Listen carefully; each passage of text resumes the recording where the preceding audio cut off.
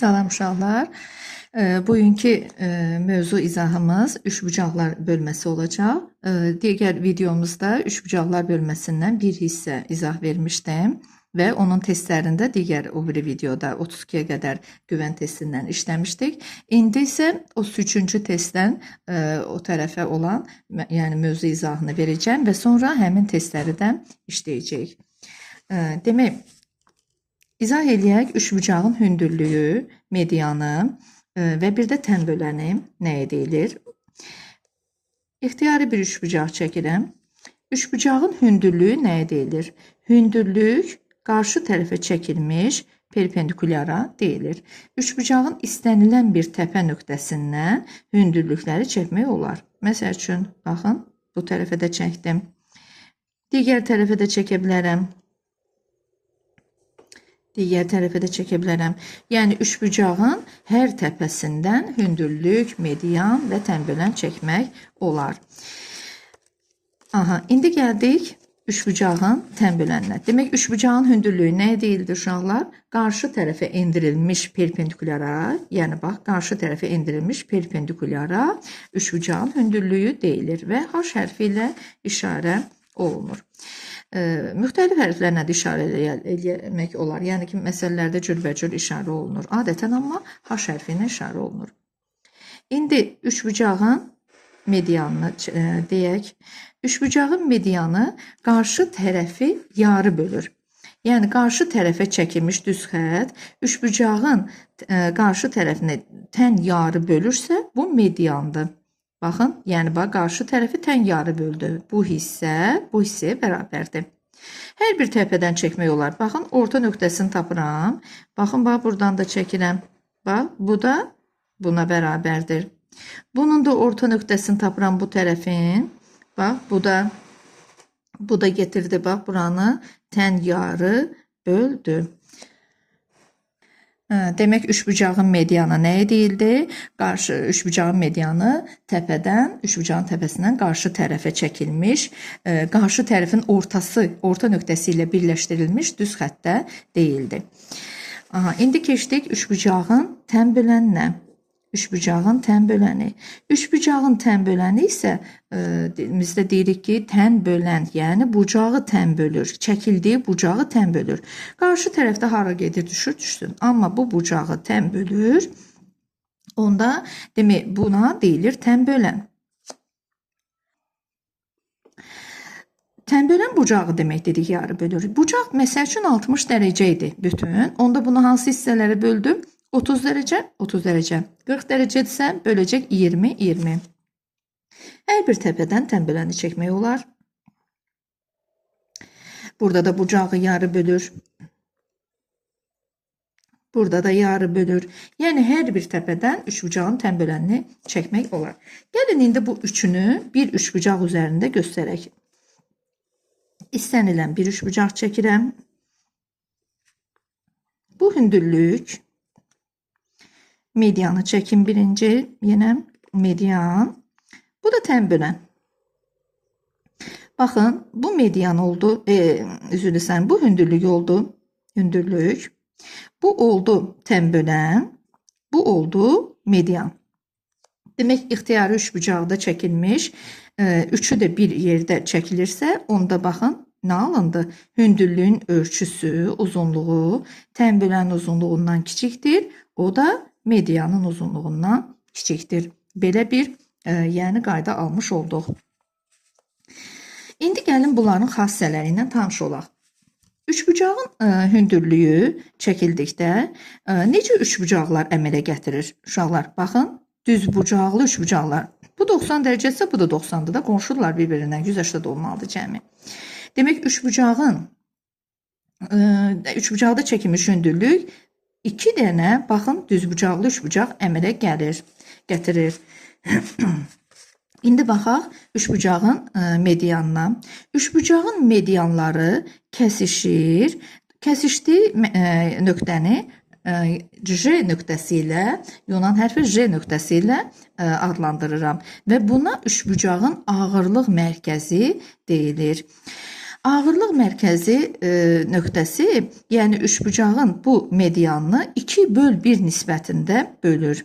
Baxın, bura tərəfə qədər məsafə x-dırsa, onda J-dən tutaq ki, bu təpə nöqtəsinə qədər məsafə 2 hissədir. Yəni bunun 2 hissəsi 2 dəfə ondan böyükdür. Məsəl üçün bura 4-dür, bura 8-dir. Məsəl üçün təpədən bura qədər 6-dır, onda bura 3-dür. Bura 10-dur, onda bura 5-dir və s. Demək, üçbucağın medianları kəsişir. Kəsişdiyi yerdən, tərəfdən daha doğrusu başlayaraq 1/2 nisbətində bölünür. Bu medianın qaydası. İndi gəldik tən bölənin xassəsinə. Tən bölənin xassəsində də nə edilir? Üçbucağın tən böləni, tutaq ki, biz bu tən bölənə baxaq. Baxın, buna baxaq. Bu tən bölən qarşı tərəfdən, baxın, qarşı tərəf burada, qarşı tərəfdən yan tərəflərə mütənasib parçalar ayırır. Məsəl üçün, mən bunları işarə edirəm. A, B, buranı C, buranı da D işarə edirəm. Demək, nə dedik? Üçbucağın tən böləni qarşı tərəfdən yan tərəflərə mütənasib parçalar ayırır. Yəni, A, C ilə mütənasibdir, B, D ilə mütənasibdir. A-nın C-yə nisbəti bərabərdir B-nin D-yə nisbətinə. Bu da tən bölənin xassəsi. Bir dənə median üçün bir düstur da verim sizə. Əgər tutaq ki, bizə belə bir məsələ verilib, median çəkilib, median. Bura verilib, tutaq ki, bu A-dır, bu B-dir, qarşı tərəfdə bu da C-dir. Bizə deyir ki, medianı tap. Medianı tapmaq üçün median nəyə bərabərdir? 2/1 vurulsun, kökün altında bu düsturları öz üçün uşaqlar qeyd edin. A kvadrat, 2A kvadratı, yəni medianın tərəflərində, yanlarında olan tərəflər 2 misli yazacaq onları kvadratı ilə. 2A kvadrat üstə gəl 2B kvadrat çıxılsın qarşı tərəfin kvadratı. Burada 2 olmayacaq. Baxın, bu medianın tapılma düsturudur. Dərsimiz uşaqlar hələlik ki, bu qədər. Baxaq, görək ki, başqa nələri demədim.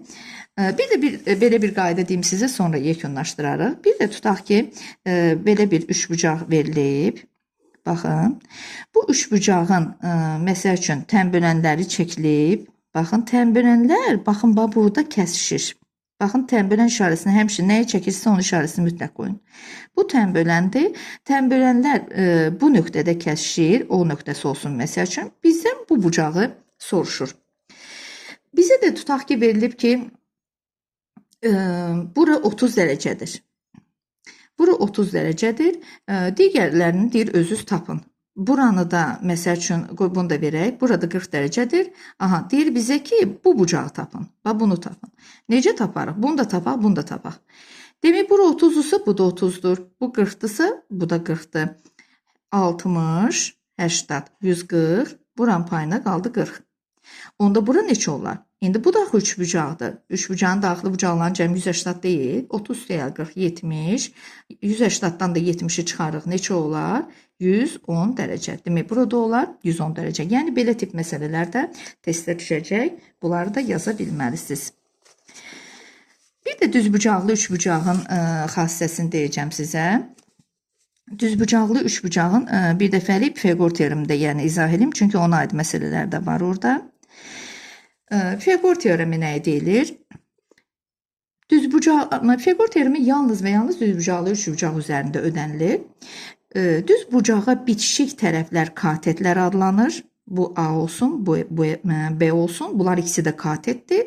Düzbucaqla üzbəüz tərəf hipotenuz adlanır. Bunu da işarə edirəm C-nə. Pifaqor teoremində deyilir ki, A kvadrat üstə gəlinsin B kvadrat bərabərdir C kvadratına.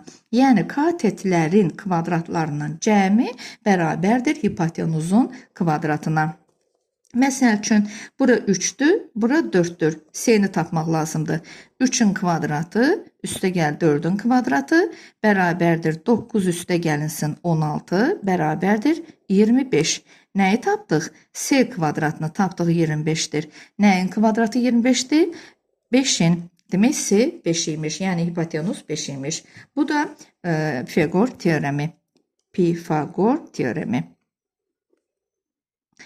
Dərsimiz bu qədər. Hələlik ki, yenə də üçbucaqlar bölməsi geniş mövzudur. Dərs izahı yenə də hələ ki qalıb.